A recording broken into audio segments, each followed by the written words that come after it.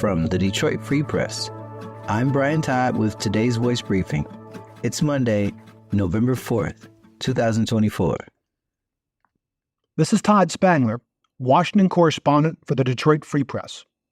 Well, we finally made it. Tomorrow is Election Day. Though truth be told, thousands of votes have already been cast by absentee ballot and early in-person voting in Michigan. Tomorrow, though, it all comes to a conclusion.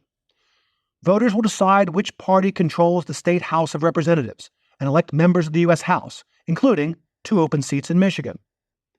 Then there's the question of who will replace U.S. Senator Debbie Stabenow. Democrat Elissa Slotkin and Republican Mike Rogers have been battling for control of the seat for months. And, of course, there's the marquee contest of the 24 election. Does Michigan back Republican former President Donald Trump, or does it embrace Democratic Vice President Kamala Harris? There's no question the state will help decide the race nationally. Either way, history will be made. Trump would be the first former president reelected since 1892.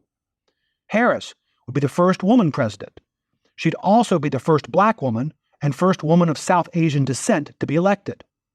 Check it all out in the Free Press's voter guide at freep.com. And remember, it's not too late to register to vote and cast your own ballot. You can even do that on Election Day by going to your local clerk's office and filling out the required paperwork. That includes proof of residency.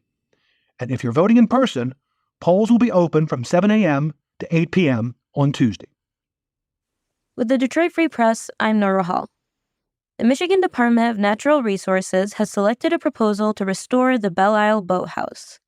The proposed plan by Stuart Pittman Incorporated aims to turn the historically private club into a year-round community hub. Although the lead developer, David Carleton, called the proposal a working document, it currently includes adding a new public marina, 3 new dining options, an event space, and more. The rehabilitated Belle Isle Boathouse would continue hosting the long-standing sailing and rowing programs run by Friends of Detroit Rowing and the Detroit Community Sailing Center, but it would also create an updated and elaborate space for the 2 groups. The project is estimated to cost around $30 to $35 million, which will be financed through a mix of nonprofit, for-profit, and public funding, according to the proposal obtained by the Free Press. A 6 p.m. meeting is set for Thursday, November 7 at the Belle Isle Flynn Pavilion to outline the plan and receive input from the advisory committee and the public. If the next steps go as planned, the project could begin in early 2025, and the boathouse could open to the public by late 2027, Carleton said.